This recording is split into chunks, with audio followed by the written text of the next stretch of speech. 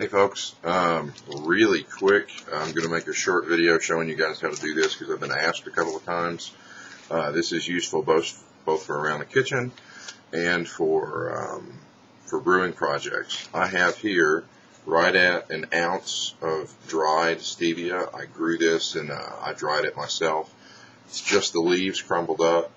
It doesn't have to be right at an ounce. Actually, it could be anything you want because you're just covering your herbs with vodka, but it just happened to be right at an ounce. So I'm going to, I don't know if I'm going to be able to fill it up, but I have a glass jar here that I have washed and sanitized. By the way, I neglected this step in my last video. You always want to date and label your extracts. This is the one we put together in the last video. So I've got a date and label on it so that if I were just to eyeball that and look at it, I wouldn't be able to tell what it is. So it's very, very important to date and label your stuff. So I have my jar that's labeled. It's got a removable label so I can reuse it. It's been cleaned and sanitized. I washed it in the dishwasher. This was actually just a spaghetti sauce jar, I think, Alfredo sauce or whatever, and ran it with, sanitized it with no rinse homebrew sanitizer from my homebrewing stuff. That's honestly probably a little overkill because we're going to put vodka in this thing anyway, but I go ahead and do it just as a safety precaution. So I'm going to do my very best to try to get as much of that herb into this, and we're going to tincture it. And move the camera down. There we go. Try to do this quickly so that I'm doing it while my daughter and my wife are out shopping. I'm likely going to make a grand mess of things. You know what? I'm going to use a baker's trick I learned a while back.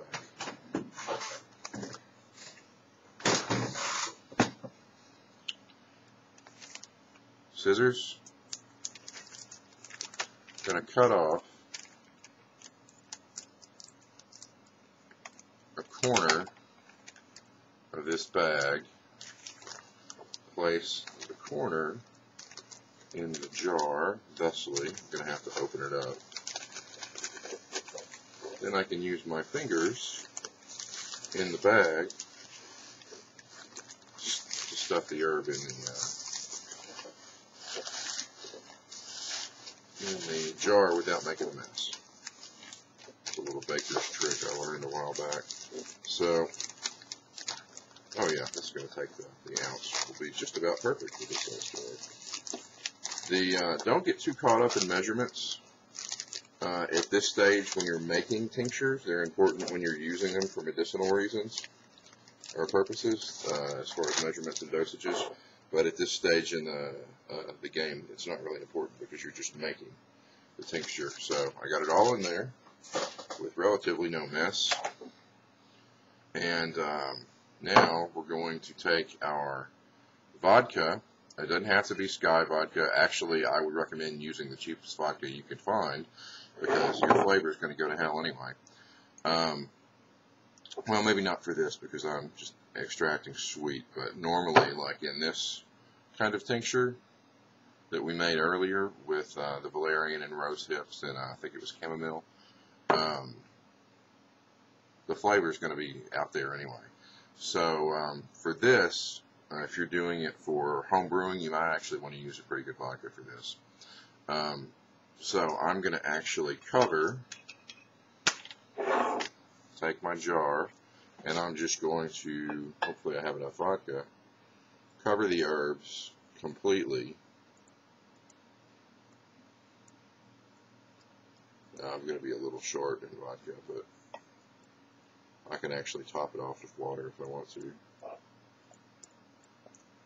Or more vodka later. Oh, hey, what do you know? Perfect. I know it's perfect because I just covered, the vodka came up to like right, so you can see it, see right there on the jar. So that's just, wow, perfect. I'm actually going to, remember we talked earlier about using these kind of opaque bottles to, they don't have to be blue, they could be amber or whatever, but they should at least have some color in them to help assist with the light issues, because light will degrade your product over time. I'm going to save this Sky vodka bottle and pop off, I'll probably pop off the little flow constrictor here. Let's see if you can see it. I'll probably pop that off. But I'm planning on making a giant extract like this size of hawthorn and shiitake mushrooms. And I'm actually going to probably store it in this bottle or another bottle of Sky vodka. That's going to be my blood pressure and cardiovascular medicinal beer project, and I'm going to just lay in a bulk tincture of that. So I'm going to save this bottle. As for this, we're going to put the lid on tightly. This is Stevia. For those of you who don't know, I'm going to put information in the video. Hopefully you guys can see that. The glare on that camera is horrible, but that's all dried herb. And what's happening is the water and the alcohol, especially the alcohol with Stevia, because it's more alcohol soluble, is going to saturate those leaves and extract the insanely potent sweet essence that, I don't know if it's an oil, but the sweetness of the Stevia, it's going to extract that. And then we'll strain the plant matter out, and we'll have extremely, insanely sweet vodka, essentially, after we strain the plant matter out. At that point, we'll be able to reduce, by applying some heat to this, reduce and concentrate the vodka and retain the sweetness, so that we can use this as an artificial sweetener, both for teas and cooking around the house and stuff like that, or we can use it in our brewing projects as an unfermentable sweetness that we can add to when it's finished, so that if you ferment out all the sugars in your brew projects and you want your finished wine or your finished beer to actually be sweet, you need to add some sweetness to it, but you don't want it to be anything that the yeast, if there's any still alive in there, can ferment. So Stevia is an all-natural. This batch was grown organically by me. It's an all-natural, very, very, very potent sweetener. I'm going to pull the camera back up now. Stevia is honestly, this is not an exaggeration, it's, I believe, the sweetener of the future, if it could ever really catch on. You can get one little bitty, I don't have any with me, I should have grabbed some, little bitty artificial sweetener size packet of Stevia, and to me, that little one package is 3 or 4 sugars worth of sweetness. So, like, I like a little sugar with my, or I like a little coffee with my sugar, if you know what I mean, when I have coffee in the morning. So, if I'm sweetening my coffee for like a big mug, I'll add like 6 sugars in that thing, and then the creamer or whatever. If I'm using Stevia, I add 1.5 packages of Stevia, because if I add 2, it's too much. I can't drink it. So, alright, so you can see this is starting to break down. It's starting to, well, it's not breaking down, but everything is completely saturated now. So what we're going to do is I'm going to put this back up in my cabinet right next to this little guy. And so you can see the label on there, Stevia with the date. And we're going to keep these guys for about 30 days. This one is definitely destined for a beer that we're going to do. This is going to be our nighttime beer project to help you go Betty Bye. And this is going to be an all-purpose sweetener. I've never done a stevia extract before. I've always used the regular leaves, just like put it in a tea kettle or whatever. So yeah, it'll be interesting to see how this works. And I'm going to show you guys when the tincture's done how to reduce it without, as far as my research has shown, without losing any flavor or anything, or without losing any sweetness or potency. You just reduce it, allow it to evaporate on a very, very low heat, and we can actually just set our stove on extremely low, and I can do that with my electric stove, and take the lid off and just allow it to naturally, not boil or simmer, just naturally evaporate off until it's the water level we want. So I highly encourage anybody and everybody to go find a stevia plant.